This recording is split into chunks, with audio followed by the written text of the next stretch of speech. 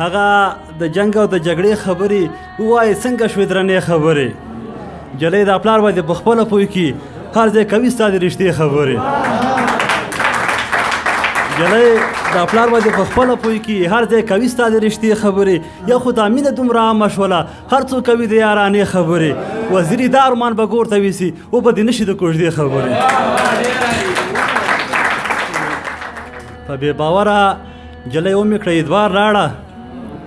په بې باوره جلۍ ومې کړه ادوار لاړه زه یې په نیمه لاره پرېښم خوار وزار لاړه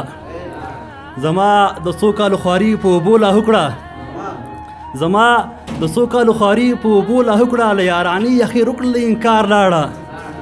زه مې د ژوند په تېرو ورځو پسې سخت خفه یم هسې مې تېرې کړې د چا په انتظار لاړه وختو یوه شیبه له مانه بغیر نه پایده وختو د زړه د آباد کوره په تلوار لاړه د وزیري د زړه